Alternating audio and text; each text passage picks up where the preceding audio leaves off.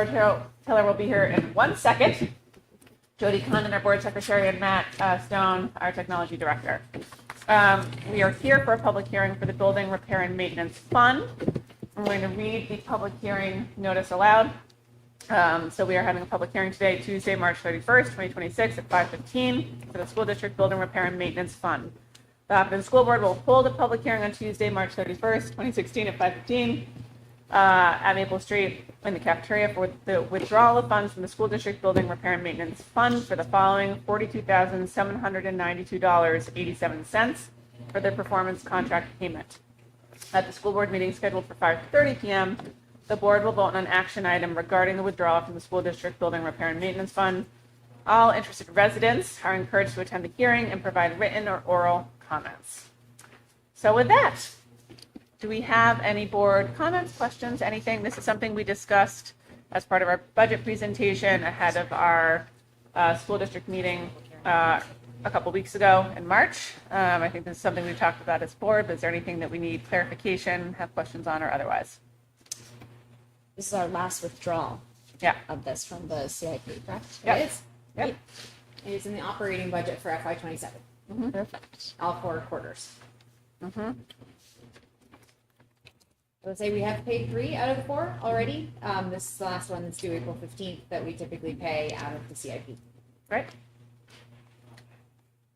And this covers like general maintenance or for the particular, like what do we, is it the boiler? What is it? This is the municipal lease that we did in 2017-18 through with Siemens. So it is a repayment on the municipal lease, the money we borrowed to do HVAC and building HVAC, repairs. So lighting. Yes. Yep. Yep. Okay. And Jim is going to do a presentation on it in 2 weeks. Okay. Yeah, And how the that'd be energy great. is doing. Yep. All right. Any other questions? All right. We are at the public comment portion of the evening. If you'd like to come up, please state your name, address, and we ask you keep it to 3 minutes. All right. With that, we are going to close the public hearing. We will restart the school board meeting in 5 minutes at 5:30, at which point we will also vote as part of the meeting on the withdrawal. Sound good? All right. Sounds good. Do I have a motion to adjourn? So moved. Second. Great. All those in favor? Aye. All those opposed? Great. We're adjourned. Great public hearing. Thanks, everybody. That's quick. What's up, Lucy? Not much. Sorry I'm late. I was a little.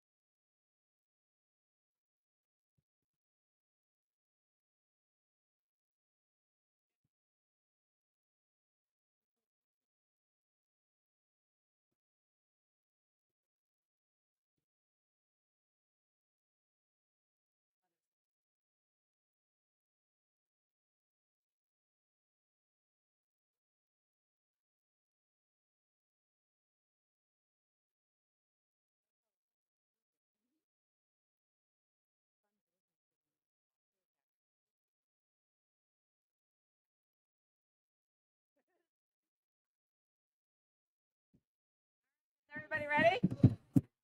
Yes, do it. We're good? Matt, are we good? All right. Hey, everybody. Welcome to the March 31st meeting, regular meeting of the Hopkinton School Board. It's so great to see everyone here. I am joined by School Board Member Jonathan Dunlap, Jonathan Cohen, Suzanne Carmichael, Andrea Folsom. I'm Dulcie LaPoma, our Superintendent, Amy Doyle. She's amazing. Our incredible Business Administrator, Laura Taylor. Our wonderful Board Secretary, Jody Condon, Student Rep, Lucy Beardmore. Hey, Lucy. And Matt Stone, who is running everything off camera. If we could please stand for the Pledge of Allegiance. I pledge allegiance to the flag of the United States of America and to the republic for which it stands, one nation, under God, indivisible, with liberty and justice for all. Okay, we have two sets of minutes to approve. One for the reorg meeting on March 19th, that was 2 weeks ago. And also the annual school district meetings that were a late addition, but I went through them from March 14th, and those were taken by our school clerk, Sarah Palermo. Okay, do I have a motion to approve both sets of minutes? Moved. Second. Okay, any discussion? No, just thank you to Sarah. Yeah, These thank you, are Sarah. great. Yep. Do you want to recuse yourself from the annual Voting? district meetings? Yeah, so Yeah. let's have a motion to approve the 319 minutes. Actually, I'm sorry, guys. Yep, so move for just the 319. Second. Second. Okay, all those in favor? Aye. Okay, and then for the 314 annual school district meeting minutes, I have a motion. Yep, so moved. Second. Okay, any discussion? Yep, double thanks. All those in favor? Aye. Aye. Abstain. Jonathan Dunlap. Great. All right, we are at the first public comment portion of the evening. If you have something you'd like to come up and say, you are welcome to do so. Please state your name, address, and we ask that you keep your comments to 3 minutes. Okay, all right, thanks, guys. Lucy, are you ready? I'm so ready. Let's do it. All right. Well, unfortunately, Kip is unable to be here today, but fortunately, spring sports have started, and that's why he can't be here. Unfortunately, the fields were closed today. They got rained out, but a lot of all of our spring sports high school teams have started.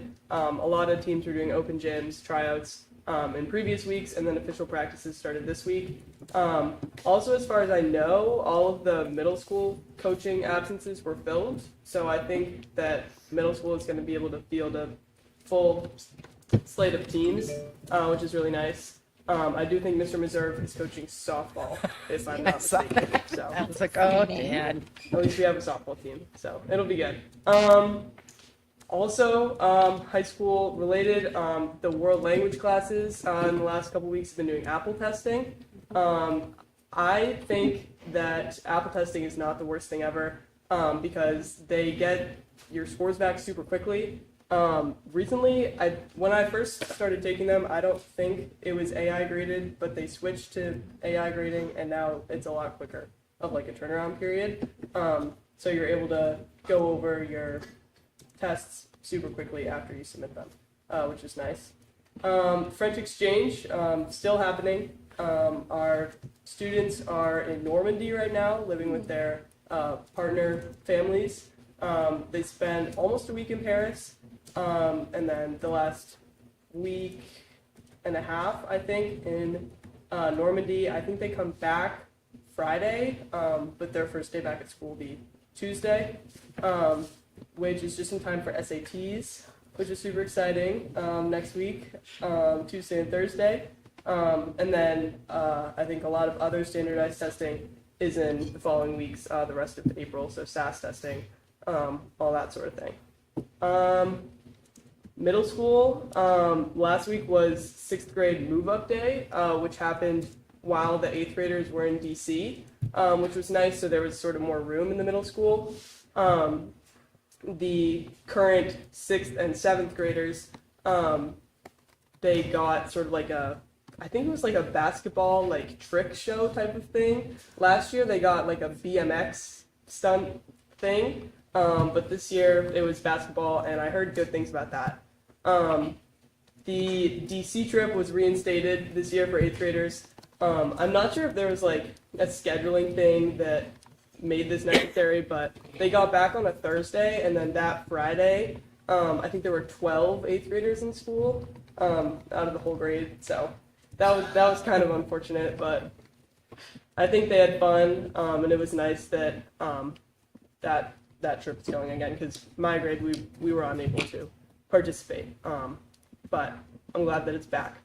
And then Maple Street, I haven't heard anything. I know Kip normally has stuff there. We're hoping to get back to sit in on a class, probably a 6th grade class, before April break, but I know it's a busy time of year, so maybe not, but that's the hope. Yeah, that's all. Amazing. Anything from Crown Martin? I haven't heard anything. Did the students who are in France who lost their luggage get it back? Are they still walking around in sandals? One of the Miles. students did, but the other one I don't think did. Oh, That's tough. Yeah. So. It's rough.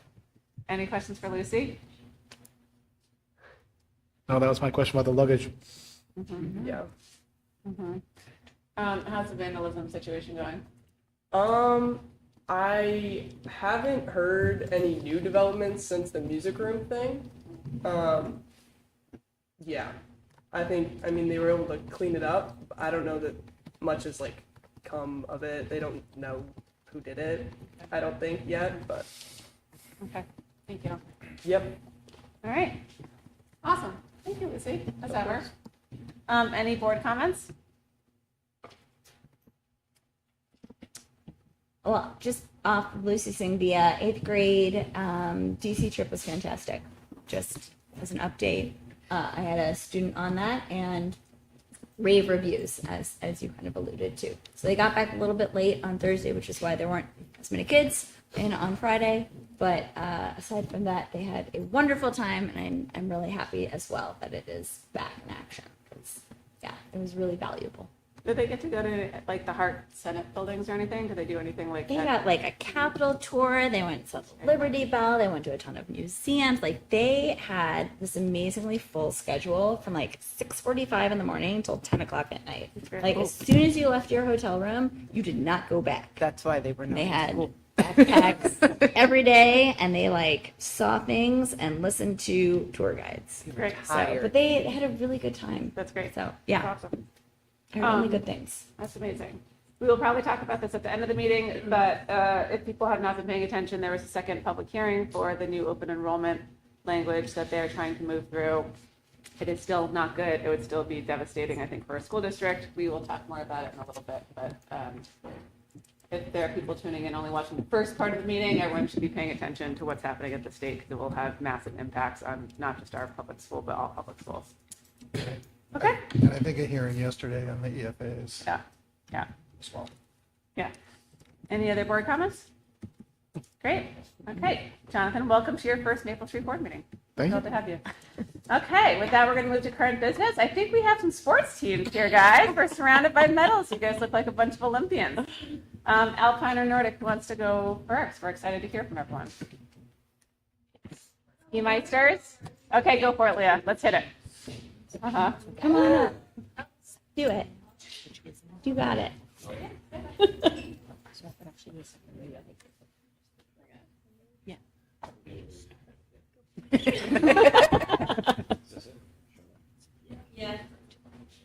Hi, everyone. I'm Coach Roth. I've been coaching Hopkinton Nordic for 10 years, 11 years or something. Ever since Rob Nato roped me into it. Left me there alone. No, just as a real short recap on the season. We came into the season with 15 athletes total, kind of split between boys and girls, so a little bit of a smaller team for us.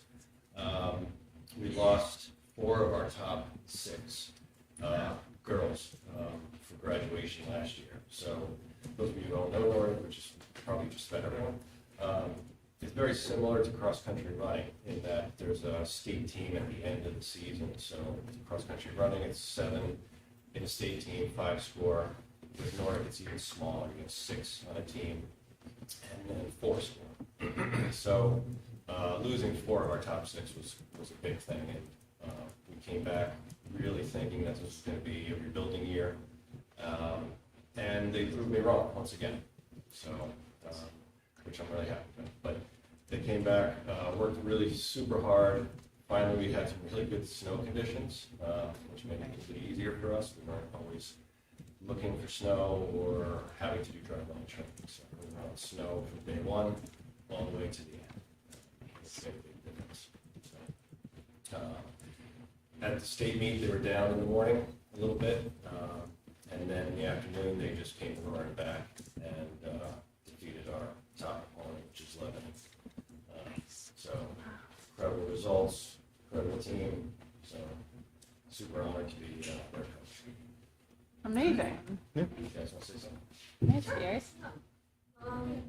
So I think just a memorable or notable part of this season was just like the competition we had between each other, and it's a bit of a younger team with Leah and I being juniors and then only 2 seniors.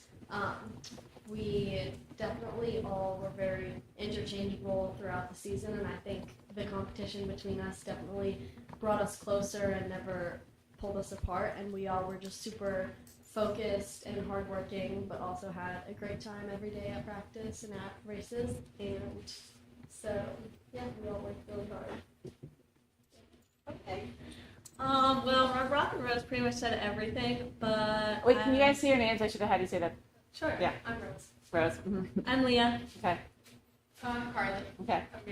and then we also had Sophia Upton, who's a senior, and Hannah Klarner, who is a sophomore. Freshman. Okay. Sorry, Leah. Go ahead. Yeah. Anyways, I just want to add that like we always had fun, and Nordic is sometimes hard to have fun, but it's always easy to find like the good part of it when you're like with a fun team who always supports you and you're having fun. And so yeah, I was really grateful for that because it takes up a ton of time and it takes up some of your weekends and you have to miss a lot of school for it. And it's always fun when like at the end of the year you like look back and you're like, yeah, it was totally worth it. So yeah. Awesome. No. Anything else? Amazing. You want to talk? No? Okay. That's okay. All right. Wait.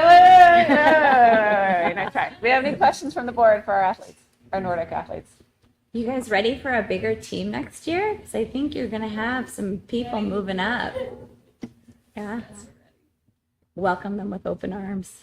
Do any of you have like super Jesse Diggins-esque like collapses over the finish line? Are you guys still? Probably Sophia. I Uh-huh. don't know, she's not here, but she always Oh yeah, she goes really fast at the end. Yeah. Yeah. Sometimes you have to get her Uh-huh. Is there interest in starting like a winter biathlon team? Oh, we have biathlon races sometimes. Really? Like the big one, right? Yeah, it's paintball. Yeah, it's Oh. a paintball, but their guns are always broken. Oh, okay. That's And pretty it's cool. Amazing. And are there courses, because Rob used to ask this question, but are there courses that are like your favorite, that are like harder ones or easier ones? What's the hardest one? Oak Hill, we Huh. went to a lot this year. I kind of grew to like it, but I'd say my least favorite is definitely the fairgrounds. Because Oh, dear. we always have to do 3 laps because we don't have a ton of trails. So like we just do 3 laps of our loop that we do over and over again. And somehow whenever we have our races, the conditions are always really bad. Even this year. Mhm. Yeah. Okay, cool. Any other questions? I think it's amazing. Nordic is a really incredibly hard sport, and I'm so impressed with the dedication and athleticism. So, can we take a picture with you guys before we bring the Alpine team up? Yeah, let's do it.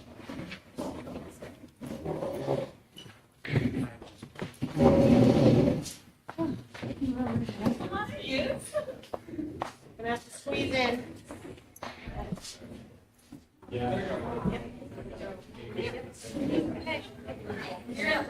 Go behind. Three,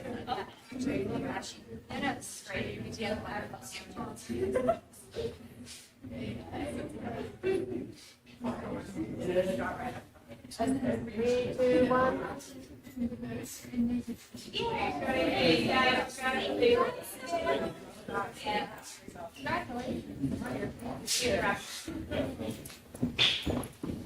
Or Coach Rock, either. All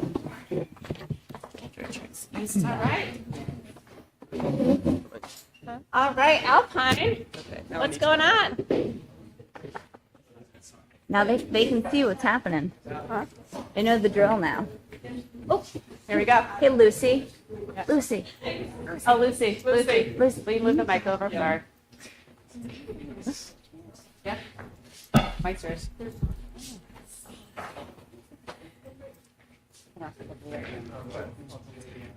Great, thanks for having us. We actually had two championship teams. We've all trained together, the boys and the girls. And I think for the girls' part, the season really sort of begun last year at States. We got beat by a Guilford team on their home ski area, and we all came to the realization that every one of their starting skiers was coming back next year. So, there was a bit of resilience on our part to continue into the season. We also had a lot of fun. During the course of the year, we had some regular season races where I don't think the girls did beat Guilford. I'm just specifically talking about the girls on this first one. But they were close, and we had a championship race at Sunapee, which I think is nobody's favorite venue. It's really flat. But I guess we managed to make lemonade out of lemons there by having great attitude from the very beginning. We had a grill set up in the parking lot from some of the parents. We had the state team, which was 6 girls. Each had another girl to help carry their coats and just get enthusiastic. And I think it wasn't even close. The same group of girls that we had, the Pelletiers were new. But same group of girls, we beat them pretty handily, which felt real good. And I would just like to add that alpine skiing is so much of an individual sport, and it's so fun when we can be as a team skiing together and scoring together. So, you want to talk a little bit about the boys' season? Okay. The boys' season, again, we got beat by 7 points by Kearsarge at the end of last year. We lost one skier. These guys came back, but fast forward, a little bit different. We were probably odds-on favorite to win the state championship on the boys' side. We were pretty deep, had a good team. Our state race was at Pat's Peak, and in the morning, 2 of our racers went down, so we needed the back end of our lineup to really have some good runs. They did that. We were still down after the giant slalom portion.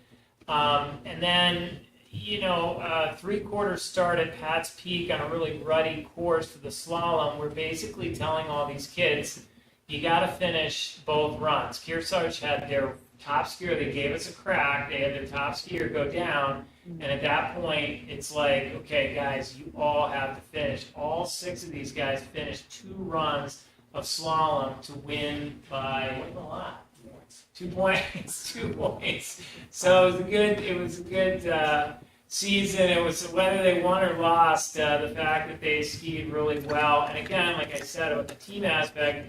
They all got to finish, right? I mean, it's just they got to get through because you get points if you finish. You don't get any points if you don't. So, good job by these guys. Marcello was sort of our captain for both sides. I mean, we had other captains, but she's going to talk and say a few words. Okay, thank you. Hi, I'm Marcella. I was the captain for both the girls and guys team, which is one of the best things about the Alpine team because we really get to mingle and work together.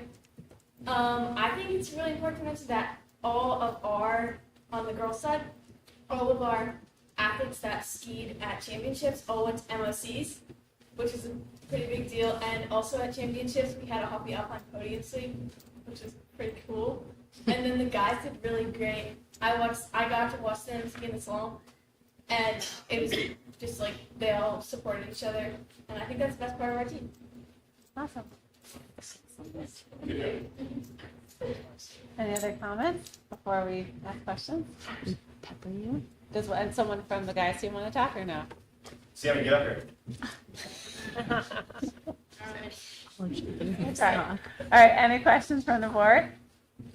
Okay, I meant to ask it for Nordic. Well, was it really inspirational to have the Olympics happening as you guys were competing this year? Did you just watch every skier? other than Lindsey Vaughn? Yeah. I was mixed, but I don't know. I didn't really connect it to us. I was just like, oh, that's really cool. All right. Do you guys tune all your own skis, or does someone else tune your skis? We tune all our. Oh, that's cool. My dad tunes mine.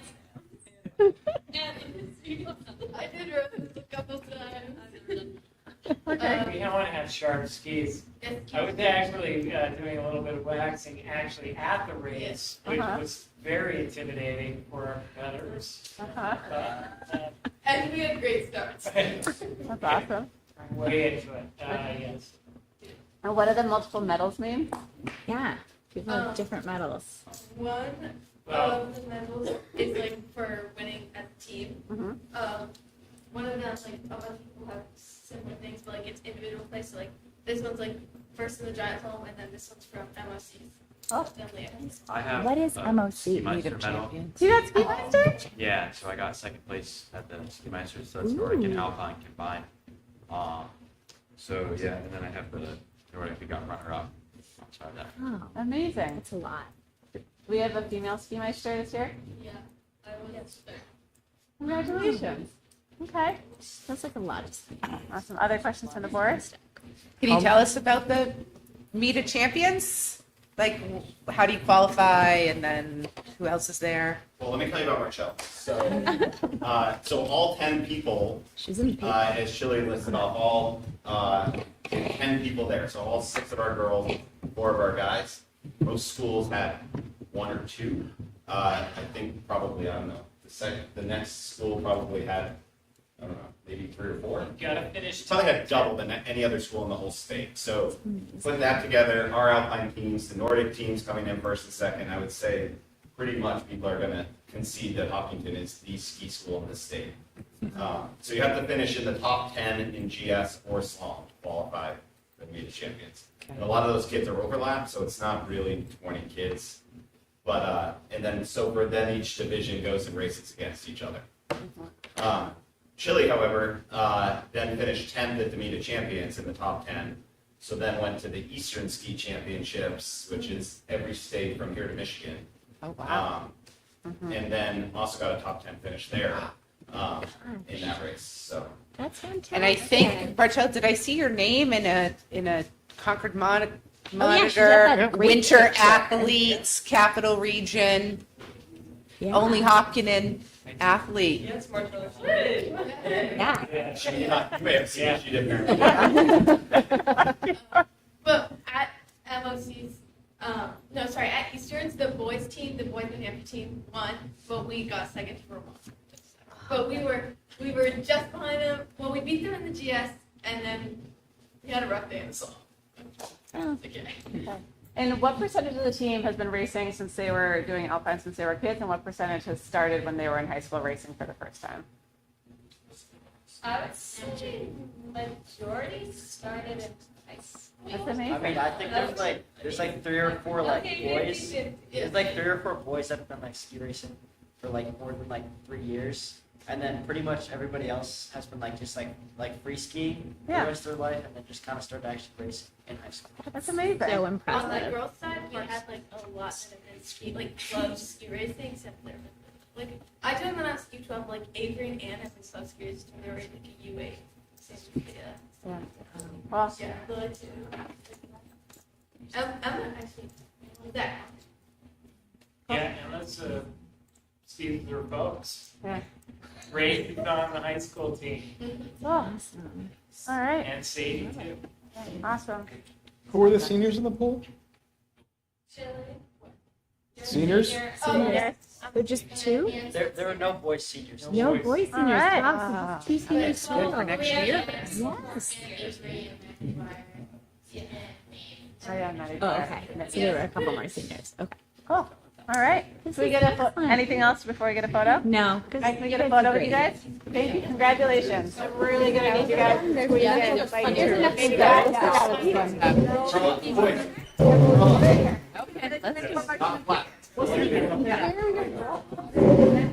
We're gonna have to get some Mondays. Yeah, guys. Some guys are gonna have to go behind the girls. I Oh, can't if I have to get go all back. of them. You need 2 layers? Yeah, I need. All right, girls in front. It's gonna be way too, I'm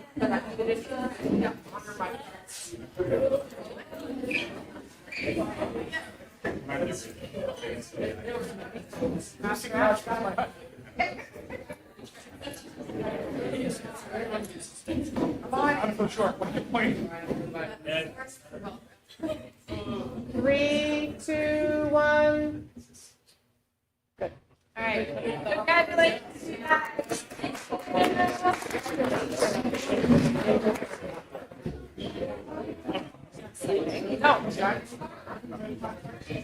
Thank you, athletes. Thank you. Congratulations. Congratulations. You guys did great. Thank you, coaches. Yeah, thank you, coaches. All right. Thanks, guys. Weird, people don't want to stay for the audit.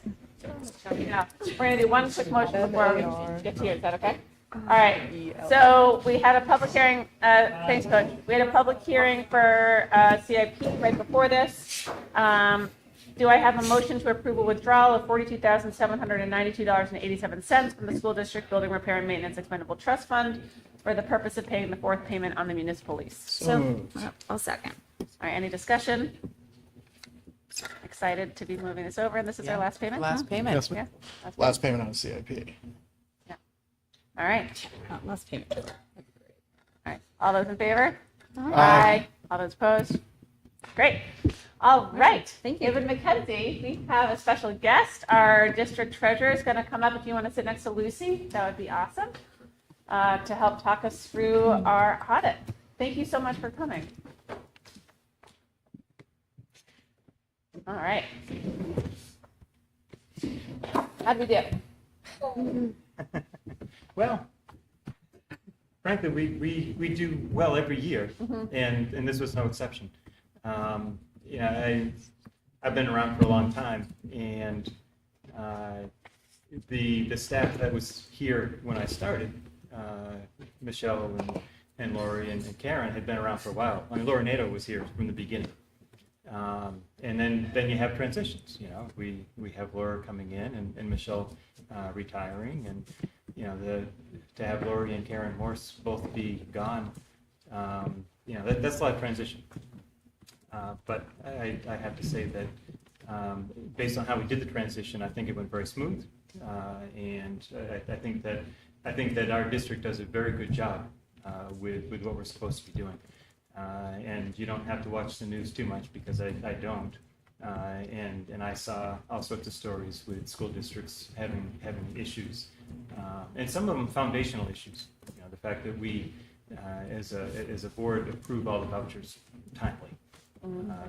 That they, and now that we're using PandaDoc, now that I figured it out, I am the old dog that has to keep learning new tricks.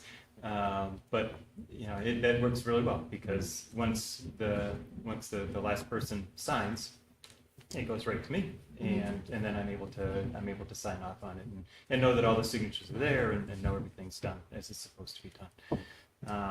Now, as far as the financial statements go, I like to look at the management letter from the auditors, because that kind of tells you that tells you how the audit went, and that tells you kind of how we're doing things. And I look for issues or anything that's brought up in that, and frankly, there never is. I'm always very pleased with how the audits go. A lifetime ago, I was an auditor for a public accounting firm. And I audited anything from manufacturing to towns to whatever. So the fact that it's a good, respectable relationship between us and the auditors, I think that works well. I mean, some of the comments that are always in the management letter,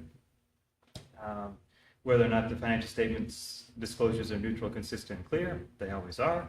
There are no significant or unusual transactions identified during the audit.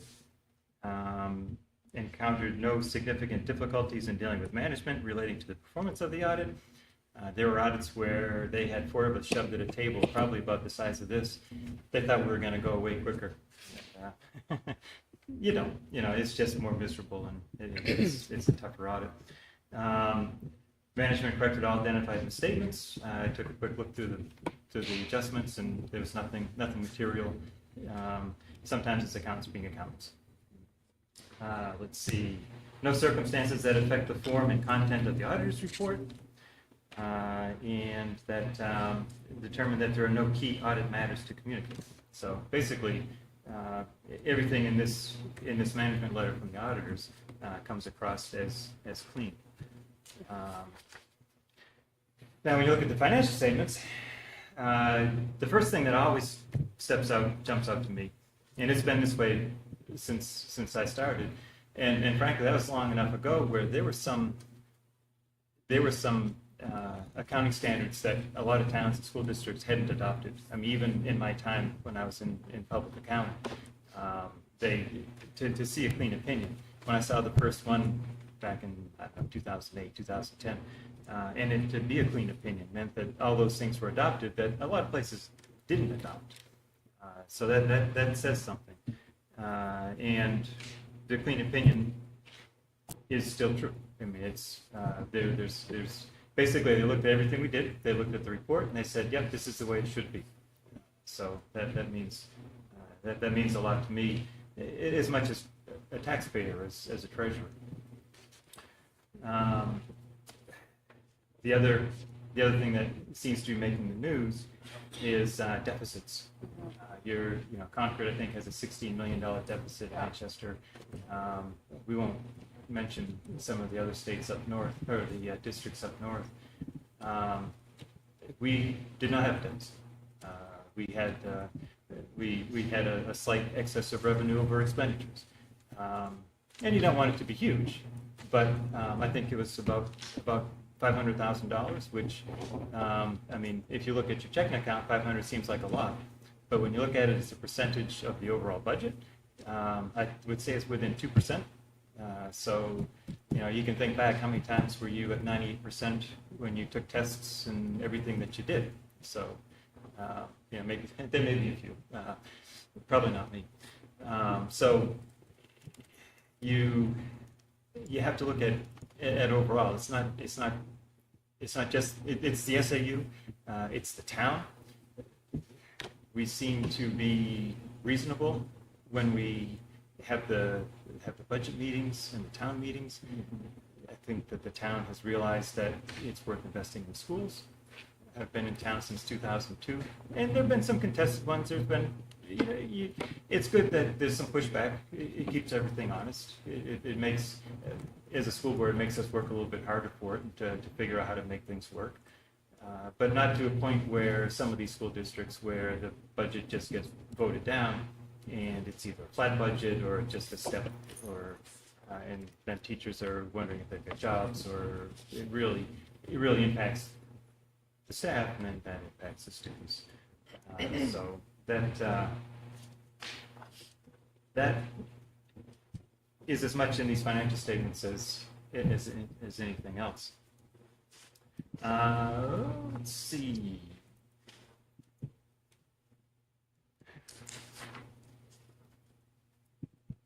The comparison to budget is a schedule that I always look at, because it tells me ultimately how we did.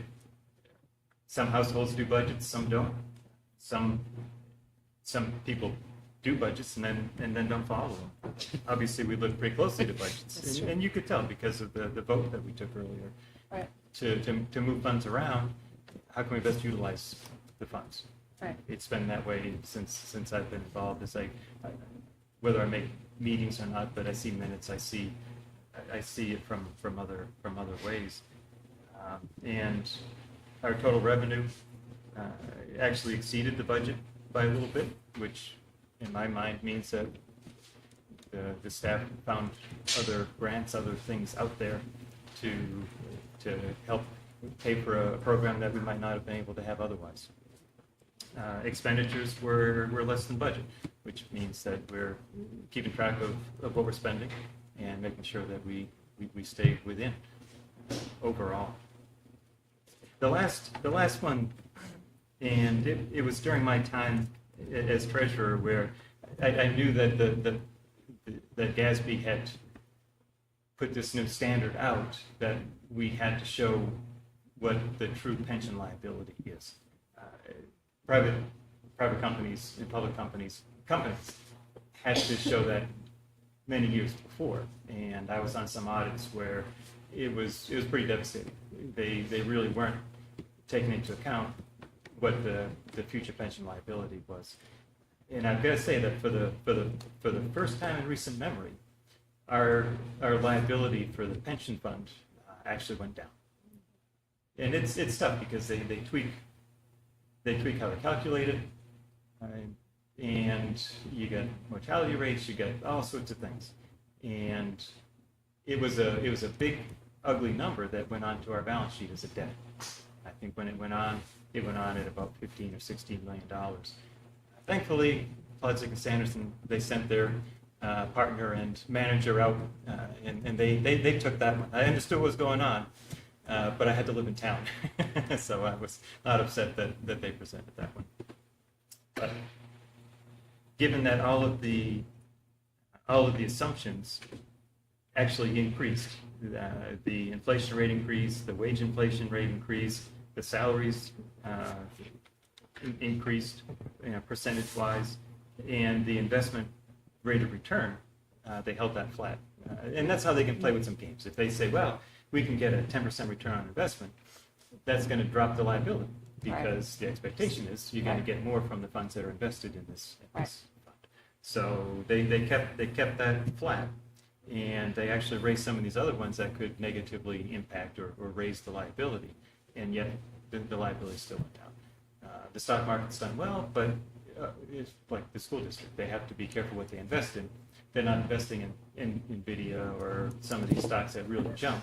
A percentage might be, like maybe 10%, but they're not going to get the benefit of that bump like you might if you were investing on your own. So I got to say that was one that I like to see, just because most of us don't like to have a lot of debt hanging over us, and it'd be good to whether we're always going to have a liability, but it's good to see that. It's good to see that going down. That's true. Awesome. So. Thank you. Awesome. Any questions for David? Dave, any areas for continuous improvement or areas we should look at to do better with it? I would say not. The management letters and the suggestions, really, it's a little bit of tweaking here, a little bit of, they test a certain number of transactions, and for the few items that they might have identified, I would say that it really, nothing jumped out at me for what I saw. I would say that we're good about getting all the voucher packages around, and that was one thing. I saw Dave Luno, and if you know Dave Luno, you know that he eats, sleeps, and breathes schools, his passion for school. And we talked a little bit about one of the school districts up north, and he was more in the know. And what he found out, the school board didn't even know that they needed to approve the vouchers before they were paid. They were 4 or 5 years behind on their financial statements. It was every time he told me what was going on, my heart sank in one way, and my heart kind of rose in another way, because I knew at the time that the auditors had already been out at that point. So I know, and Michelle traditionally pushed to get the auditors out there as close to the end of the fiscal year in early July, so that we could be one of the first ones done. And I would say that tradition's continued. I think that COVID slowed things down a bit, just because COVID slowed everything down a bit. And I think that although the financials were dated February 12th, I've got my own tax practice, and I know that there's not a lot of accountants out there. So I know that for us to have it done by February 12th, I think is a very good timing.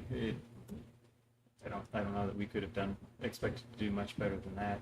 So, and for a small district, it would be really easy to say we don't need this or we don't need that. But we have a good number of staff. I finally met Ben in person today, or no, last week, last Friday. So it was good to see. It was good to put a face to a name. But we've got good segregation. Some of these smaller districts or some of these districts that have trouble, they don't have the staff. They don't segregate what the duties are. So one person might be doing something that could jeopardize some of the controls. The fact that every year the auditors are going to look at what our controls are, our internal controls. They evaluate them. Are they adequate to protect? Are they adequate to run the district? Are they adequate to do what we need them to do? And are we following them? In the transaction testing, they determine whether or not we're following. It's great to have them, but if you're not following them, it doesn't do you any good. So, and for there to be no findings in that area, it just comes across to me that our controls are good, and we're following, and that's ultimately from my perspective, that means the most to me, because if you can't rely on internal controls, then you really don't know what's going on. You don't know who's controlling the bus ultimately. So. Awesome. Thank you. Thanks. Any other questions, David? I guess I would just make a comment in listening to your assessment. What a nice job, Laura, you've been doing. And I also think back to when we made the decision when you came in and we had you here under Michelle, and there was some questioning about the salary. And I think it's a good illustration of sometimes, an ounce of prevention is worth a pound of cure. I think it was a really good transition, so nicely done, but also I think it's a pretty good illustration of sometimes ways to look at expenditures. Yeah, a lot of times people will look at the short term and try and save a few dollars, and that costs long term. And I have to say, as lucky as we were to have Michelle for all those years, I feel that we're lucky to have found Laura, and I hope she stays at least as long as Michelle did. And you're right. The transition. I've always felt that the school board looks to do things right, not popular. You got to face the voters and the taxpayers, and I understand people on who are retired on fixed incomes. It is tough. If you raise it a little bit, it's going to be hard on their budgets. But unfortunately, if you're going to do it and be successful with it, you have to do it right. And as a board, we're doing it right by keeping track of and our controls and hiring and overseeing. And teachers are doing what they need to do to keep the school district. If the district wasn't a strong district, because the teachers weren't doing what they needed to do, it'd be harder to justify. So as an overall, it really shows that we're a strong district, and that's why people choose to move to this town. We face challenges all the time as far as more requirements from the state, but state funding, it's like most, they're good about putting the rules out there, but the funds usually don't flow quite as fast as the rules do. And the rule changes, and you'd mentioned earlier in the meeting, it just seems like we're in a point of constant change and quick change. You have to really be able to bob and weave quickly to keep up with, because if you don't, you're going to get behind. And I don't care, even if we're not a for-profit, our business is churning out kids, and you have to. I mean, what's more critical than that? So, I mean, really, this goes to everybody in the office and everybody on the board. It shows the dedication to it. Thank you. I would second that, Laura. I think you managed an excellent job. The audit is a ton of work for anyone who's ever not even been part of an audit, but witnessed an audit. It's a lot to prep and make happen, and to be hosting auditors for a while is really, truly a lot of work, and you have to be so organized to go through everything, so thank you. I'll also say, I don't know if everyone knows this, but Andrea and I have to sign every single voucher that goes out from the school district, which includes payroll, expenditures, et cetera.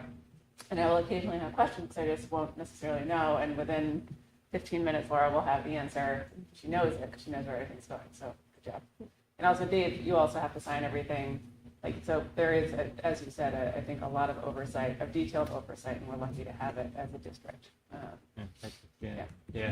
tried to develop my own set of controls over the years. I don't look at every transaction that goes through. I've got more of a top-sided view of, and I keep track of. I rely on my audit background to track things that ultimately need to be tracked at more of a treasurer's level versus. I talked with Lori Nato one time, and there was a treasurer at one point that she had to drive all the vouchers out to the treasurer's house, and he would go through them line by line and question items, and that's fair. Yeah, that's what the treasurer. Yeah, that I guess is what he thought the job needed to be. But there's enough people looking. Right.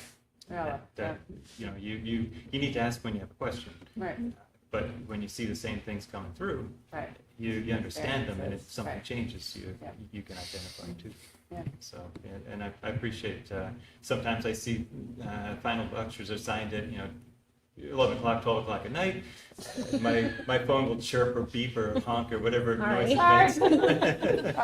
And if I happen to be working anyway, I just approve it and put it into my spreadsheets and move on. So.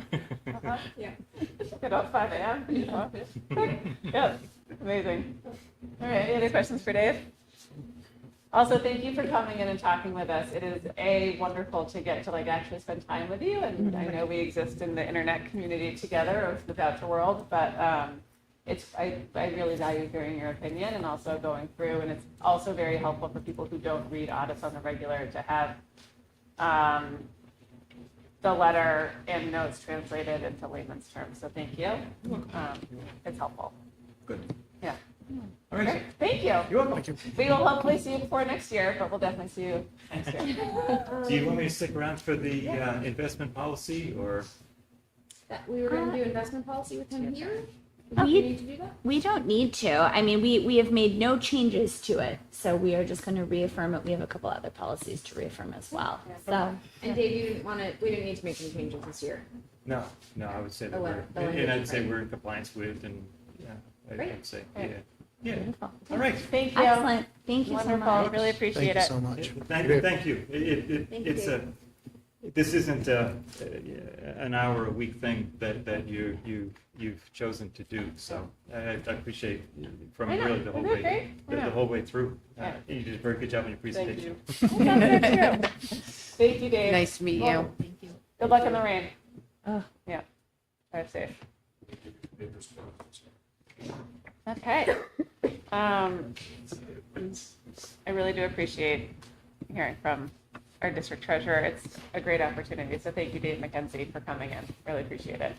I just want to remind everybody before we move on that the audit is available on our website under the business office. Audits are there along with the historicals. If anyone wants to take a look at what Dave was talking about, it is all in there.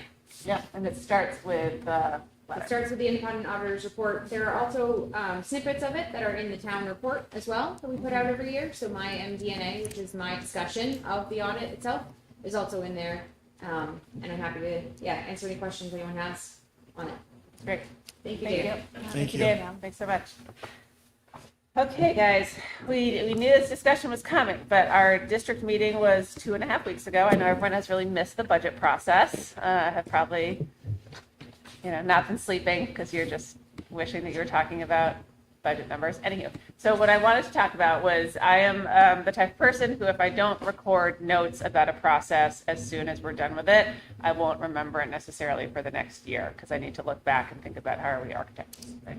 And so this was our dream team's first year of Laura plus Amy, and then we had some new board members this year. You were thrilled. But I want to talk through how did we think that the entire process went. That could include when we started, what was the information that we discussed as a board, did we like the working sessions, were the public information sessions helpful that we added. Part of the things that I want to talk through is what went really well, what are areas for improvement, what are things that we definitely need to keep, okay, or change. And that could be really about timeline, process, workload, stress loads, communication, content, I think are sort of the biggest buckets. But I will take notes if anyone just wants to start.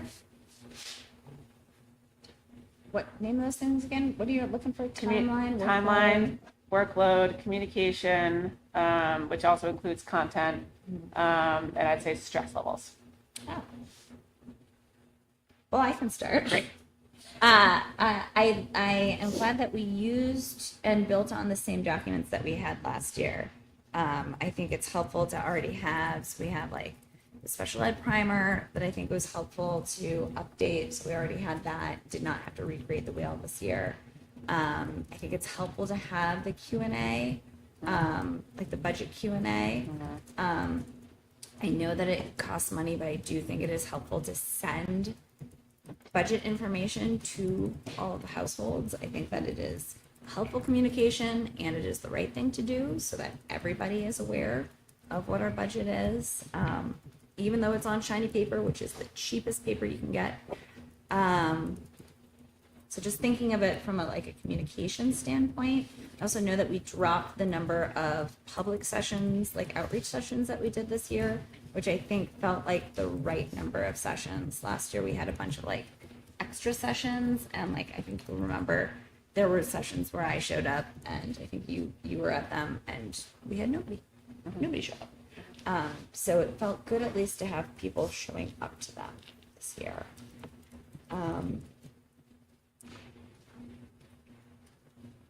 So that's at least getting the ball started. Great. Starting in October for the work session, how'd that feel? Did that feel early? Did we feel like it was over too long of a time? Was it too short of a time? Did everyone have enough time to deliberate and think and learn and understand?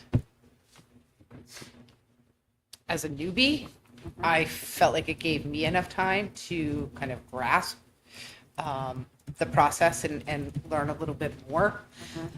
In terms of changes, because there were, sometimes showed up and there were 2 or 3 people. It wasn't getting the message out. I would love to see us potentially, is there a way to harness social media, tape a presentation and have a great edit of it to get out on social media, maybe because we, tried to hit some of those spots that we thought would be well attended, and some of them were, and some of them were not.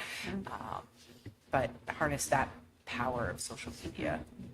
Maybe turn off the comments, but just, I don't want to, I don't want to be yelled at. That was my least favorite part of I want to hear, but vitriol, the least favorite part. But I do think we need to maybe other avenues. Yeah, because I think it's an opportunity for education. We're not going on there to try to create a space for people to, dialogue with each other. We're just trying to give the information. Just to Just here. petty some stuff. Don't personally Yeah. Okay. I also think we can change the time, look at the timing of some of our, PTA, that PTA happens at a specific time, but I know some of them, a library one that you guys did, maybe that could be earlier in the day. We tried, and the room was booked. Yeah, they had That'd be people. out of our control. But we can get on that. We can just do it for next year now. Yeah. Book the room. Fear room. Yeah. Fun thing to talk about, March 27th. Okay. What else? I mean, as a layperson from the audience, I thought the presentation deck this year was clear and concise. I thought it was one of the better years communicating the information out. Yeah. I thought the mailer could probably be, it's a balancing act. Too early and it gets tossed and people forget about it. Too late, it's right before the meeting. I thought it was pretty close to the late side. It was pretty late this year. Could be earlier. Yep. Yeah. But like, we're talking 3 days or a week. We're not talking a month. But Yep. I did receive good feedback from a lot of people. The slide content was clear, concise, and pretty easy to follow this year. One Yeah. person did give me the feedback like, hey, try to harmonize with the town. When you say tax impact, there were the tables of, I can't, I'm going to misquote it, 100,000, 200,000, 400,000, 700,000. It was a disjoint between the town when they did that of the house values to give the quick references. I can certainly work with the town on that. Yeah, so that we use the same references. Yeah. Okay. That's pretty minor. Yeah. I also like the October start. Yeah. That's a good. Did that feel like it was enough time for people, for staff and administrators on the SAU side of things to get things ready alongside the start of the year and stuff? I mean, October's always an early start. I mean, you're really looking at the students you have in front of you, and you've known them for 6 weeks, and you're saying, I'm thinking about the kids that I will have next year. I mean, but I think it is the right amount of time, because it gives you the opportunity to, do what Laura and I did this year. I hope that next year is, it was very labor intensive what we did this year, going through every single line. And, Laura really looked at every line, every note, cleaning it up, being more descriptive, providing more detail, updating it to, what was actually relevant. It was really impressive. Every iteration of those documents that she did. I don't think you slept for probably 6 weeks. Months, yeah. But it was helpful to me as the new superintendent as well. I mean, I feel really good about knowing what's in the budget because it's so comprehensive. I also like that we post the big sheets because I've worked in districts that don't do that. You just get the summary sheet, but as Dave was saying, it is a difference to have such a clear process. And if anyone really wanted to know what was spent on something, you could go and find it. Yep. And it's public. Yep. So. Yeah. Did all the toil and work this year lay groundwork to make next year easier, or is it going to be the same? It did. I really feel like the system does allow us to carry the notes over, so we can do that if we want to, and put them in. I was curious that the new sheets that we built had requested base and requested new. So it essentially told us what keeps everything status quo, and then what were the new items that were coming into the operating budget for you specifically to see and to highlight them. Yeah. Do you want to see that again next year? The base versus new, or do you want it to go back to the way it was where it was just all one number? I think it's nice to have the base versus new, but if the base is the base the same as the prior year? Most of the time, it's just keep it status quo. So it was like, if the base for a contract for Apple Track, for example, right, our new hires, we're expecting a 5% increase. So I'm going to increase it 5% and put that in my base because I need to keep things the same. Manual? Yep. Ugh. Well, it's manual in that. Yeah, it's manual. Yeah. I mean, sorry. Does anyone else want to talk about it? Yeah, I mean, I'm wondering about the cost benefit when I think about that I question. will say, when we went through the requested new, when we had to do that second round of cuts, that's what we looked at. We were really Yeah, that looking was at helpful. anything that was new. We knew that that's what we were going to try to target, or at least to cut back a little bit. It made that easier. Well, because yeah, I think the new is good. I just don't know. I think we definitely need the new. I just don't know if we need the base adjustment over the last year. Right. Like that's where the cost benefit is. Like if you're going through and we're not just comparing against the prior year or the prior year before that. Laura's going through and looking at the prior year plus the base adjustment plus what's new beyond that. And Everything, any inflation adjustments then would be in the new column. If I Correct. do it that way. I think that that's fine. You want to see it that way? Okay. I am Without the base. indeterminate. I think that it's just like we need to be just thoughtful about your time and your effort, and like I think about a like see one, do one, teach one thing. You know, like we're in a medical mindset, and so like I think we want to think about how we're giving you leverage through this process while also still improving it. And if it takes a ton of time for you to do that, I think we should be thoughtful about it versus if you can just do it in one column. Sure. It would be easier to do it the way it was this year than it would be to put prior year plus everything in the new column, actually, if you can believe that.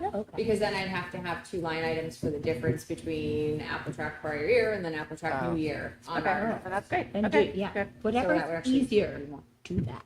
Yeah.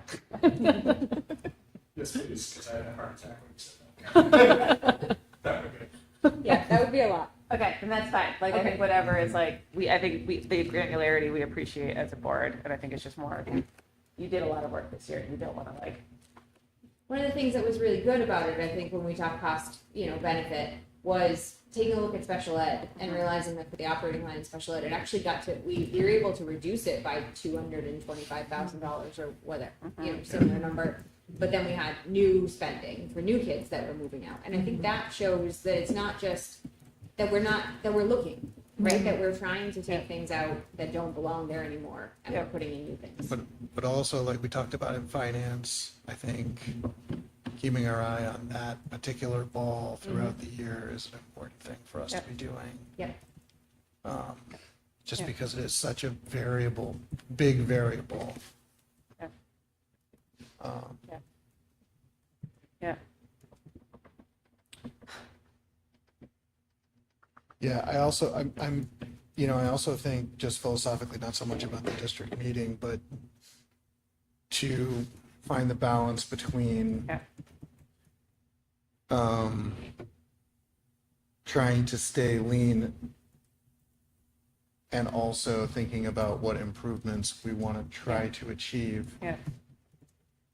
I don't have the answer to that, but I do think that there's tension there and that's something that we need to continue to be mindful of.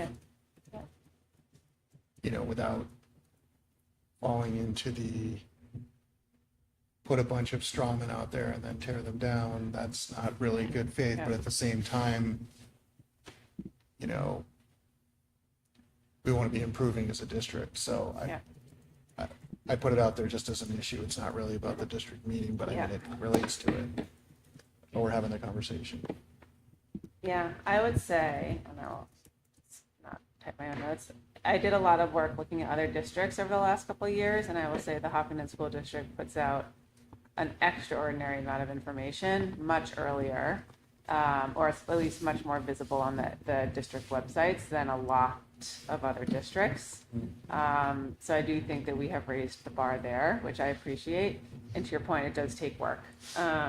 I will say, to the extent that we feel comfortable with the notes, like I think, Laura, you are exceptionally skilled in variance, so I know that you probably have those prints living in the front of your eyelids all the time, and next year you'll be able to say cell E232. I know that that's a note that needs to be adjusted, so I'm hoping there's a little bit of leverage there. Amy, also, like, I know that you were like, man, this is a lot, and we talked about this a little bit this morning, but like we did a lot of the content creation for stuff last year, and Matt can tell you that I had to email him almost never about updating stuff on the website because you just did it. And when I was going through and editing all of the documents line by line, you just did that. And I know it's because you wanted to live and like understand what was in the primer or the FAQs or whatever. But that felt like a huge, I told you you're going to win beneath my wings for that. And I also realized it just went from my lap to your lap. So hopefully we can go back to a load sharing agreement and not have you like running through 40 pages of editing. Because I do think it's a lot. Like, I know that that's a lot. And hopefully those documents are supposed to be fairly evergreen. Correct. And I think that as there's stuff that comes up, like you did a great job with the open enrollment memo and FAQ, because like that's a new issue where you have to do additional comms. And I will say it's also helpful as a board member to have those things there because it beefs up our preparation, which is good. You know, I think we did get, I mean, Matt could tell us more specifically, I think on the day, using the QR code, how many unique members do we have? Is it 25? I saw. Members are around 25. So Okay. I thought that was, you know, an added, we tried to put up some QR codes around. So if folks didn't want to take, you know, paper slides, they could go right to the website. I did get a little anecdotal feedback that people liked that. Yeah. They, I saw a lot of people lifting up their. Yeah.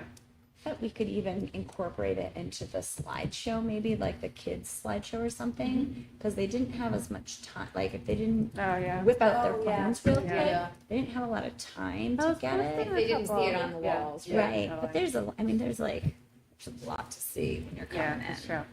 that's a good point. Yeah. Incorporate into the slide deck with the kids. Yeah, I thought the slide deck was great. I love seeing that. It makes me cry every year. Also, I think, Jody, I would say this, and I recognized you at the last meeting, but I think that all the soft touches, I think, also make the meeting exceptional between, you know, treats that are available for people to purchase, the Boy Scout troop, the Pledge of Allegiance, singing the anthem with the chorus, like being able to really think about it. And I know it's like everything from where people are sitting to how are the chairs set up to like how do we actually start the meeting and make it a community event. I was gonna say, like, the thing that we don't have on here at all is like the actual meeting day. We're Right. just like, thank you, Jody. Takes care of literally everything. Yeah. Which is never a one huge, on our side. I mean, the day of the such a meeting, the day lift. before, she's like, it'll be fine. It'll be fine. Such a lift. Have some Yeah. tea. Yeah, exactly. Have some chocolate. Yeah. Where did the idea come to marry the farmer's market from here over there? I'm pointing at Jonathan, but I think it was his lovely wife. I don't know what it took to pull off. That was brilliant. That was. It was really it was a like lot it. of good Yeah. collaboration with Mr. Rizicki to make that happen, and with Amy and with Yeah, it was awesome. I think that was very successful. Yeah. Did they find it successful? Yeah, did they? Over there? Yeah, I mean, they said Everybody, that- everybody did well, and I think it was, And usually it's crickets when they had it here on annual, like no one comes. It's just like, Everyone's over yeah, there. Yeah, there's so that, and then you just lose your it audience. gave more sustenance to keep Yeah, everybody I was going gonna during say the meeting. people in the audience were just so happy. They're like, eat this, eat this. Have you seen this? Have you bought the soap? Was Yeah. there any concern, because I was concerned with parking, but we were there early. I know Well, some It's people the had to same- park on the I mean, street, it's but the same, yeah. For the vendors, you mean, or No, the people or just just people for- coming in general? people, if there were any additional people coming in, But it was a lower like turnout just year to shop, anyways. It was Like it's definitely not a as like the lower a turnout. vendors bond were. year, where then it tends to be Yeah. 2x that, but I think it's okay. Yeah. I do think in terms of the meetings, I do think we should continue to hit up both political parties. I think Rotary is helpful. I think PTA is helpful. I think that any of the groups that are in town, I think we should, Senior lunch. senior lunch, I think was really valuable. That was very well attended and I think beneficial, really engaged. So I think it's like those groups that are there that are meeting, I think we should continue to ask if we can continue to come and present at them. Getting space. And I tried to send out the ask for that in January this year, so earlier, like we started to the beginning of the year, so. yeah. get on the agenda. Yeah, I just hope that they would all take us up on that opportunity. Yeah. Okay. Anything else? Okay. I think it was I'm really proud of our work as ever. Thank you everyone for pulling on the oar and keeping the boat moving in the same direction, because as we know, there is legislature we were waiting on until the day of, and it still has not passed, so. Cool.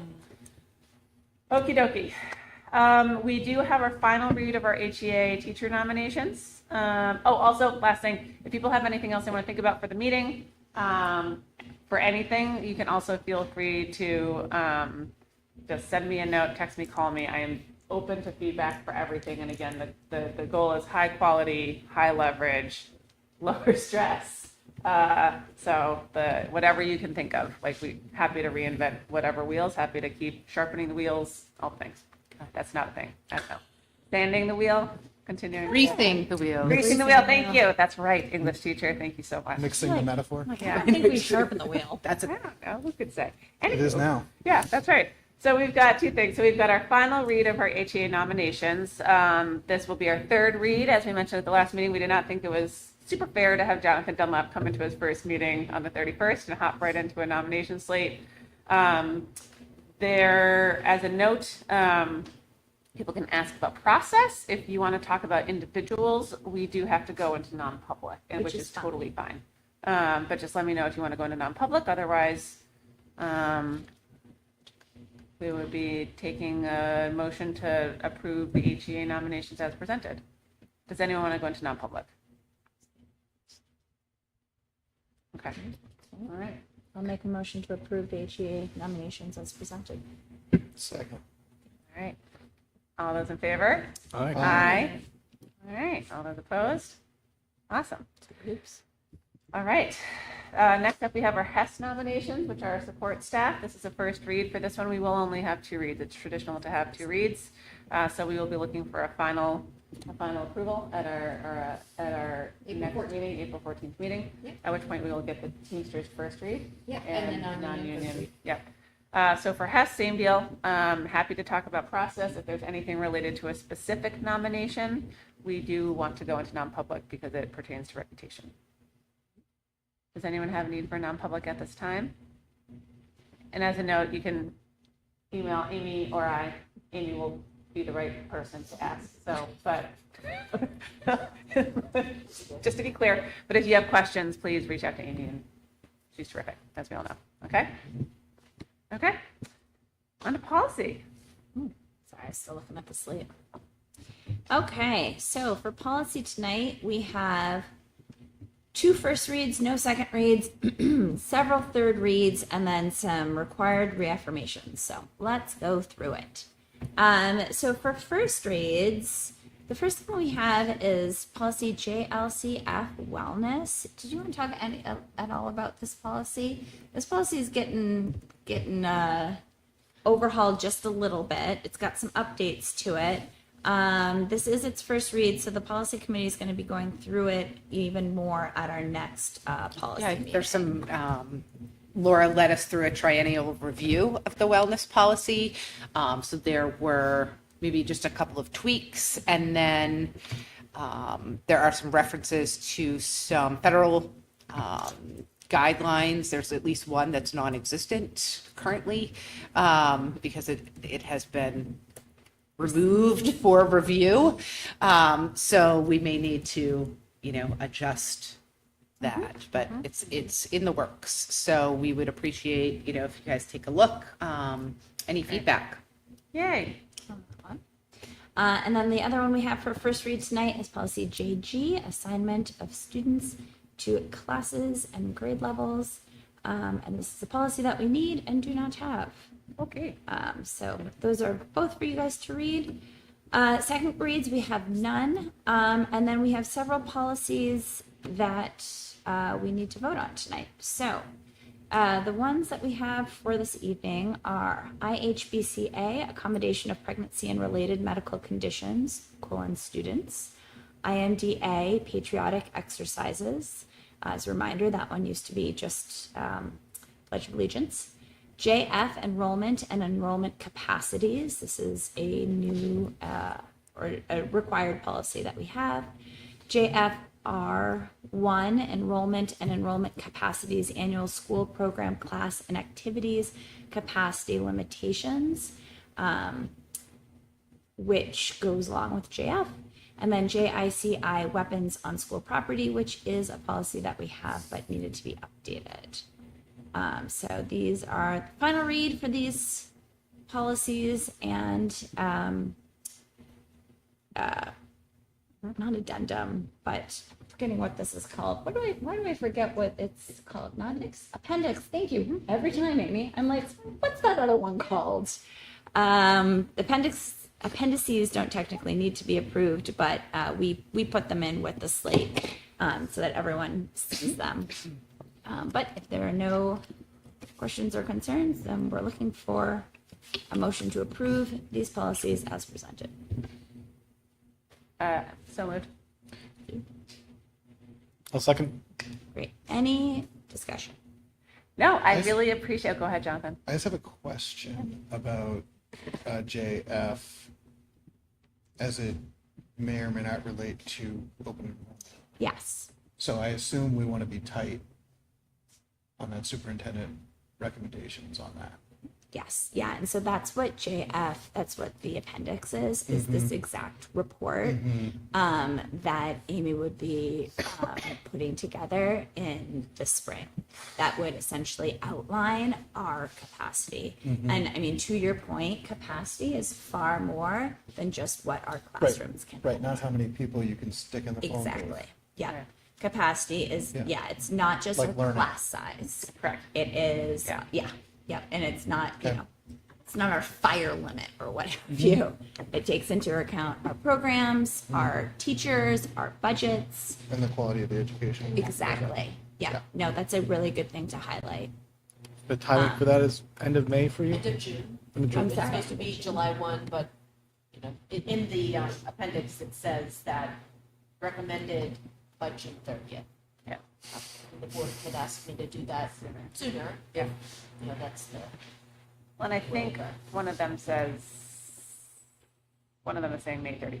Oh, yeah. I think Yeah. your So- report's due May 31st and we review it in 30 Oh, I'm days. sorry, I'm looking at the bottom one. Yeah, so May we- 31st. We'd Sorry, be yeah. looking at like the draft of it in the end of May. Yep. And then finalizing by, June 30th. yeah. Yeah. Great. What are we doing for General John Stark Day?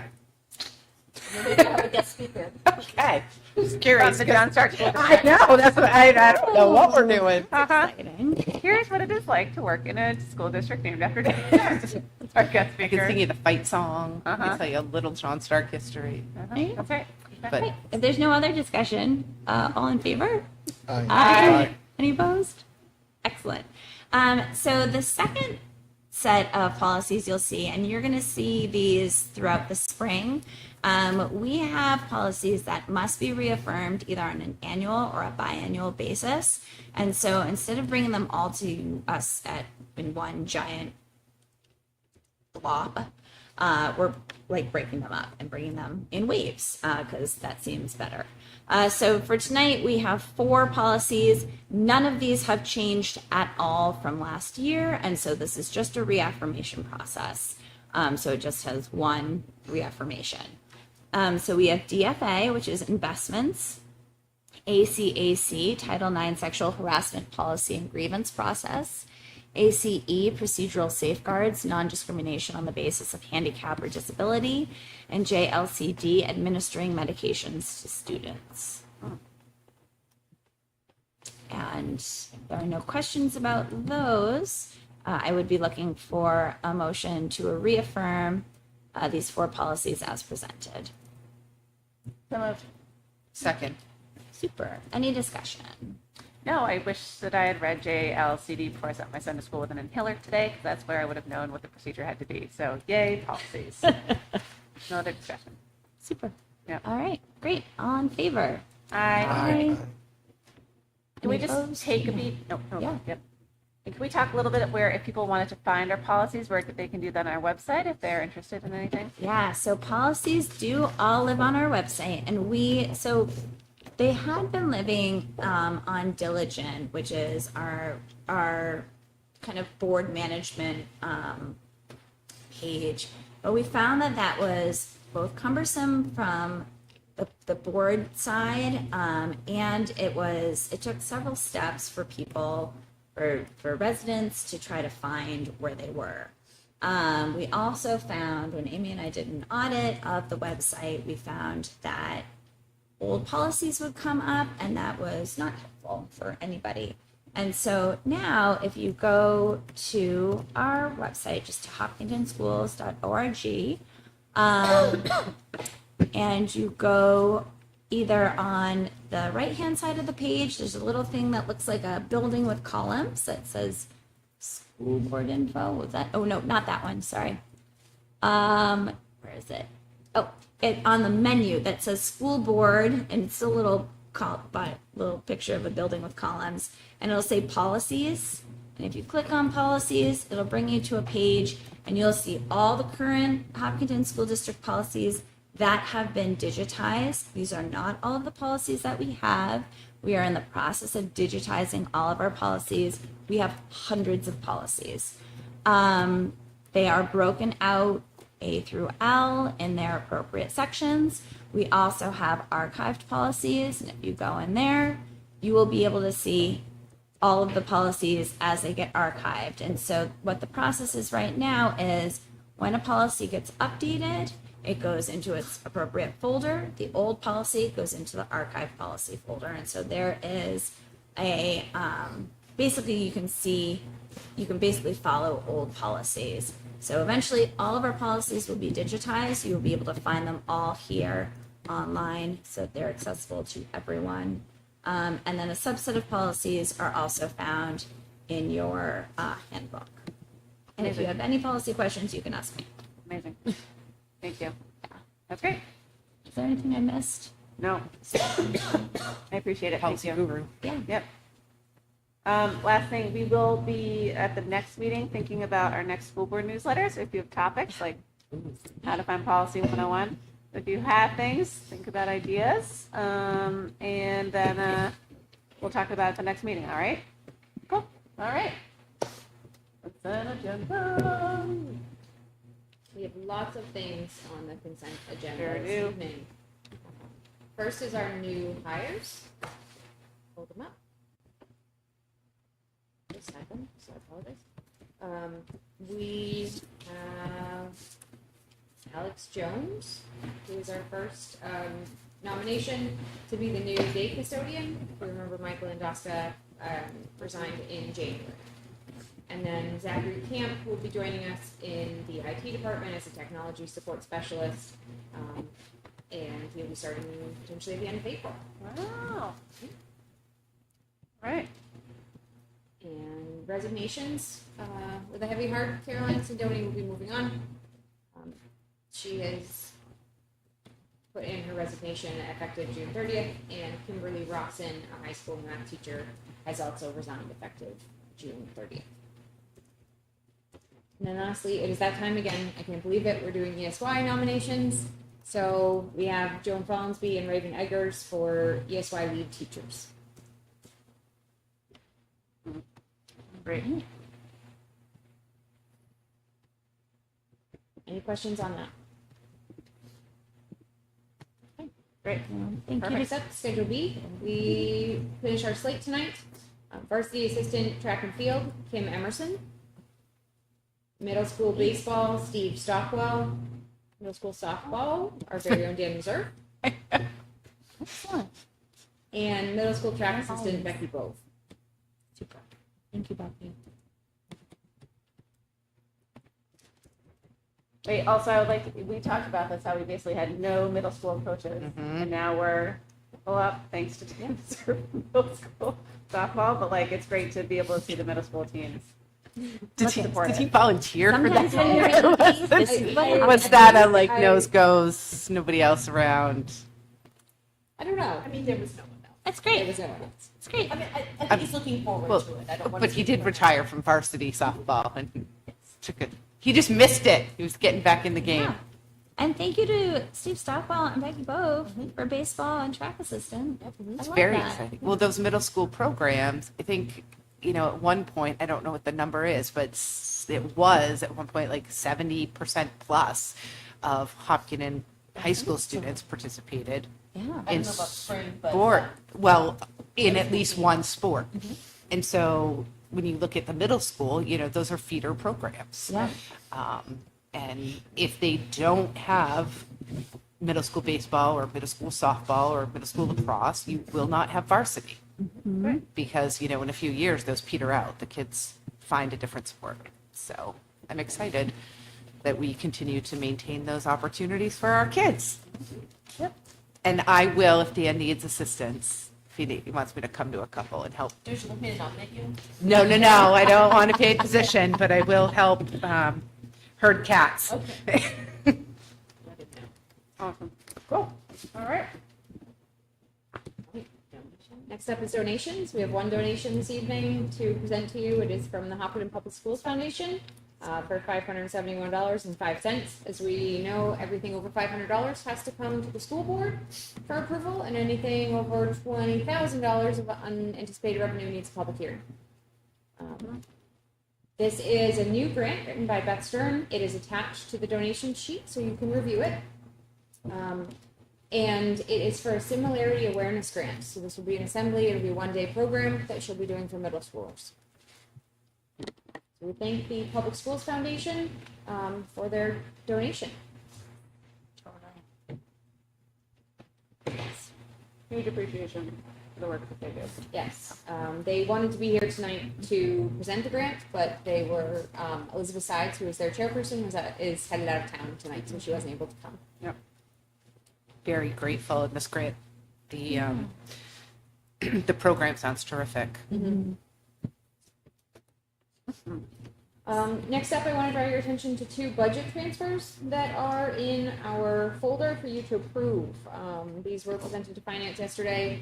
For our budget transfer policy, DBJ, transfer appropriations, anything over $7,500 comes to the school board for approval prior to me putting it through. So the first I will bring into the 24-25 CRTC budget transfer. If you would like additional backup on this, I certainly have it with me. This is for $81,378.04, primarily coming from health insurance savings that we have experienced with the new 2550 offering. As we remember, we have more people taking that new health plan than we expected, so we do see a little bit of savings. We received a bill, the total bill is $126,576.84. Luckily, we've got about $40,000-ish in the budget to cover the overage right now. We have less kids than we did last year doing CRTC, so our current year tuition is a little lower. But this is going to be the deficit I have to make up in order to pay this bill. Just to put a fine point on that, so that's state dollars we're not getting. Correct? That we did, yes, unanticipated state dollars that we're not getting for last year's expenses. Yep. So, last year, if we remember, it was about $81,000. And the third page of this is everybody. So everyone that participates in CRTC. So I just want you to know it is not us. It is everybody. The total, just for CRTC, there's what? How many CTEs are there in the state? 7-ish? 6 or 7? $1.4 million was the underfunding for just CRTC. For the expenses. So Merrimack Valley got hit with $339,000, Pembroke was $311,000, and John Stark was $186,000. I know that one. And Bo got 274. Yeah. It's kind of mind-boggling given the resurgence on trade and the focus on trades and all that. Yeah. That it's just sort of blind eye to it. Laura, I know I saw it somewhere, but it's supposed to be a 75-25. So what was the percentage of their reimbursement? The actual. It is supposed to be 75-25. The district, sending district pays 25%, and the state has promised to reimburse at 75%, correct? Well, there's the caveat. Would that it were so. Oh, I hear you, which is, we'll talk about it later, but that's like, again, the argument that I They're said supposed. in my opposition to the amendment to Senate Bill 101. It was like, we can't pay our, Right. so why would we say the state was going to pay? What was, yeah, oh, Laura's doing some math over there. Laura's doing some math. They ended up paying, I would say, closer to 35 to 40%. This additional bill is $3,200 per student. Okay. It's a huge gap. Thank you. I mean, percentage wise, it just puts it in perspective. Thank you. So in the end, we pay more than they do for the program. I think you were saying that they've held it flat at $9 million a year for the They past have 10 years. 10 years. So no inflation, no changes in enrollment, just they've flat 9. Yeah. The next budget transfer is for the salary pool. So non-union employees are in a salary pool all at once. That line is the 2320 line, which is for SAU. And then, so this is to move that salary pool to the individual lines where our employees actually are in order to clear out the deficits within those lines. It is an annually done budget transfer. So with your approval of the consent agenda, I will need Dulcie and Amy to sign these budget transfers if they are approved. Do we need to move, can we move them both together? Yes, they are just part of the consent agenda, but We can, yeah, we can. Oh, that's wrap up right. The rest of Yeah. it. Yeah. there's a couple of things. Jody, for the minutes, their official numbers are 306 and 307. Yeah. Because that is one of the audited items, is they need to see the minutes to make sure that they're approved. Right. Any questions on budget transfers? No. Awesome. Okay. Next is the Student Activity Club. We have another recommendation for a Student Activity Club. This one is called Talons and Tackle. And it is a high school fishing club. Which we had some kind of high school fishing club before. We had a bass fishing club or something, yeah. We have bass fishing athletics Yeah. program Yeah. that is not running right now. Yeah. So this is So great. maybe this would get it back up. What is the process that SAU 66 takes before something becomes part of, the CBA to be like a funded club salary? You run a club at least for a year to get a sense and how many kids, and then it can be added. There is some leeway in the new contract. There is. To add up to 3, Mhm. right, a year. Yep. And then it gets added when we do the renegotiation. And the Schedule B committee, I think, meets in the second year to talk about, right, they're currently meeting right now to talk about the clubs and activities that are paid through the Schedule B stipends. Just to, evaluate. But we do try, when students have an interest or they make a request, we do try to honor that, especially if they have a staff member that is willing to be, the supervisor or the advisor of that activity.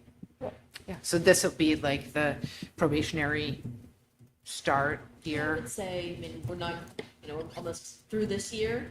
My guess is that Jeff will Getting get a it up. sense of whether what's the group of kids, are they a lot of seniors, are they underclassmen, all of that, to see the interest and if it will continue, and then where it will fall on the Schedule B committee. Most start out at the last, category 7, 5.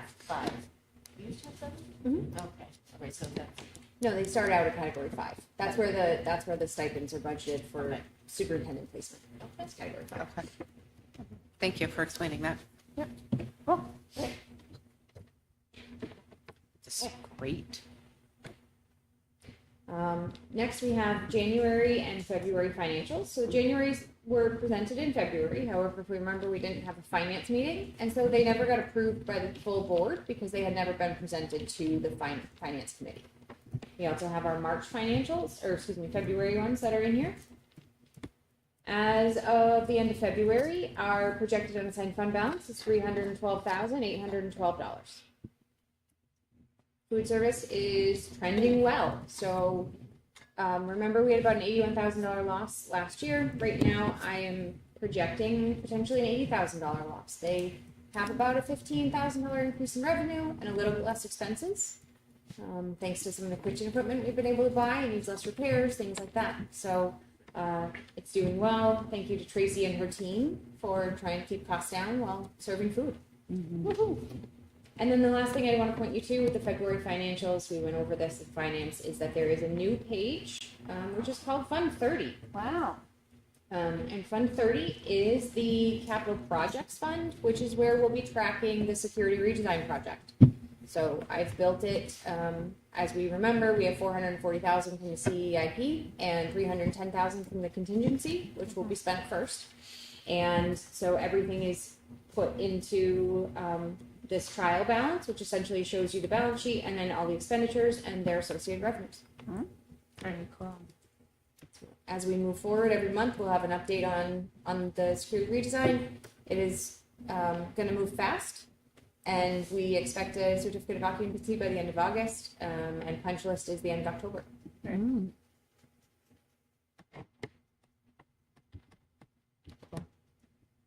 Any questions on either of the financials in the folder right now? I just wanted to highlight what you said about Tracy, about food service and Tracy Barker. We recently had a meeting where she outlined just all of the restrictions and guidelines and requirements that she has to operate under, and they are extensive, significant. And so she really balances a lot. There's the economic side, there's the sustainability side, there's like what kids want to eat side. And federal federal Plus, legislation. exactly, Yeah. plus all of the federal restrictions. So, you know, she really is doing I know she's working hard. She is, and it's appreciated. I put more on her than Michelle used to. So I have her track her own purchasing now, as part of just our relationship together. Her and I meet regularly, and she is putting in requisitions on her own for her own purchases, as other department heads do, right? As other directors do, and she's thriving with it. Now that she has a full staff at all of her buildings, she's able to spend more time on these type of administrative tasks. We also had a food service review this year in December. We had to put together corrective actions, and her and I have been working on that, but she's really spearheaded it. So I'm very impressed with Tracy this year. She's doing a really great job. Yeah. She also And, I just want to add, the farm to table stuff at both schools has been tremendous. So I came over and I got a veggie burger here that was made with basil and lettuce and cucumbers from their hydroponic garden. And similarly, she shared that she's cut out like 50% of the single-use plastic out of the cafeterias. That's right. It is snacks. Over this year. Oh, So, I know. The kids are wicked excited about the Harold Martin seedlings too. Yep. Very excited. Yeah. Cool. Amazing. Anything else on consent? No, Wow. Okay. not from me. Student I would superintendent just update. want to remind everyone that Monday is a professional development day. So if you miss that, your students will be home with you. Sorry for that. What it is. So if you have something fun planned, this is a Thursday as well. I also just want to echo, Tracy has done a terrific job this year, really, I think, transitioning in a lot of ways. I also was impressed, Andrea, at that meeting, the amount of detail and knowledge and very specific rules that really don't make a lot of sense. She has to prepare meals that are at a very, very low cost. So I agree with you there, and I'm glad that we're able to highlight all of the work that she's been doing. So Okay. Awesome. Okay, cool. Okay, do I have a motion to accept the consent agenda as presented? moved. Second. Okay, any discussion? All those in favor? Aye. All those opposed? Okay, great. We're going to go through committee updates. It's worth noting we have a couple committees that we do still have to tie out that I did not bring up tonight. I'm going to try to circle up with people. I think there was wellness and PD, but we'll talk about those at the April 14th meeting. I'm putting a note to myself. Okay. Let's go through committees. All right. Anything else in policy? I know we just did a bunch. Great. CIA? Did we meet between the last meeting and this meeting? I don't know if we did. no, Yeah. it was the same day. Oh, yes. So nothing. Great, perfect. Super duper. CIP, you guys just had a meeting? First committee meeting? No, Second. yesterday, second. Yeah, He was back to back. that's right. So was Jonathan. Yeah. Oh, man. All right, CIP and finance, how are we looking? Yeah, so CIP, we talked about the performance contract transfer. We talked about the boiler project and some other projects. So we'd be looking for a vote right on the boiler project on the 14th. And it looks like it's coming in a bit better than we initially thought, so that's a good thing. We talked about the need for the chimney being rebuilt, both the liner and the chimney from at least the roof up. We talked about as part of that boiler project, the tank, getting the oil tank out, getting the new propane tank in, and we talked about the projects that we're sort of pumping the brakes, at least initially, on is the bathroom at Harold Martin School, which we do want to get to. We're trying to be mindful of how much is left as a reserve. Paving, at Harold Martin, and what was the other one? Furniture replacement. And we just have to kind of see where we're at in terms of costs and possible contingencies, so I think that's about it. Oh, is that happening this summer? Yeah, that one we definitely, so we'll be looking for a vote at the next meeting, and we want to get going on that, so that hopefully, I think Jim's idea is if it's not done by the beginning of school, that's okay, because you're still not heating at that point, but we definitely want to try to get that tank out and figure out what that's going to look like. And Harold As soon as school's out. Right, totally, get it moving. And Harold Martin is closed this summer for programs because of the bathrooms or because of something else? No, we're having this weather. Oh, It's the high school. no, but the rec camp's not there this year. No, rep camp is, I think, here. Yeah, but it used to be at Harold. Yeah. Okay. Finance? Yeah. So a lot of the stuff that we've talked about tonight, we talked about in finance, frankly. We talked about the transfers that we just voted on. We talked about food services a little bit more in detail. Still operating at a loss, but less of a loss by $1,000, so that's a good thing.